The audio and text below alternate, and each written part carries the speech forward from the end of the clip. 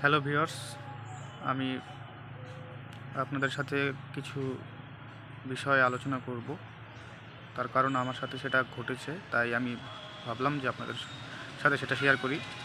বর্তমান যা সিচুয়েশন, তাতে আমাদের যারা বেকার আমরা আছি তাদের কাজ পাওয়াটা ভীষণই টাফ।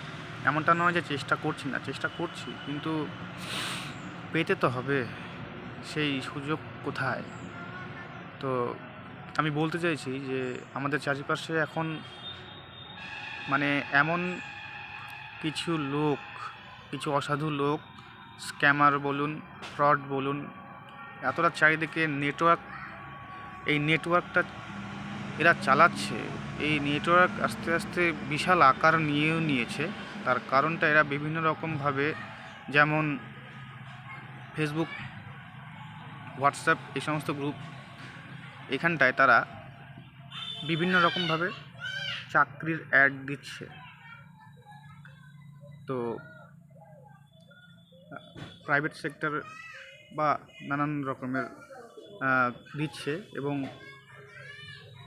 সেখানটায় যখন তাদের সাথে কন্ট্যাক্ট করা হচ্ছে, তারা এমনভাবে কথা বলছে, কন্ট্যাক্ট করছে, মানে ধরার উপায়ই নেই যে তারা স্ক্যামার আছে। তো এখানটায় আমিও পা দিয়ে দিয়েছিলাম, আমারও এরকম অনেক টাকা চলে গেছে। কারণ বেকার, তাদের কাজের দরকার, এবার তাদের সঙ্গে যখন কন্ট্যাক্ট করা হয়, আর এইটারই সুযোগে এরা থাকে, এই সমস্ত লোকেরা এইটারই সুযোগের অপেক্ষায় থাকে, এবং সুযোগের সৎ ব্যবহার তারা করেও নেয়।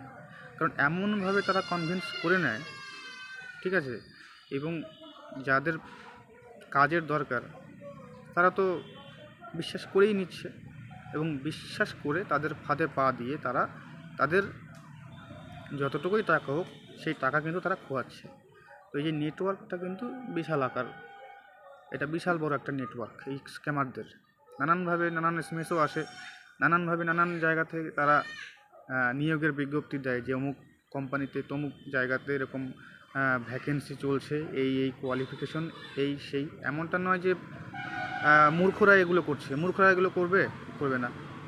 নিশ্চয়ই যারা করছে তারা এই বিষয়গুলোকে জানে, এবং বেশ তারা এইভাবে করে এই বেকারদের জীবন নিয়ে এরকম একটা মানে মারণ খেলায় নেমেছে।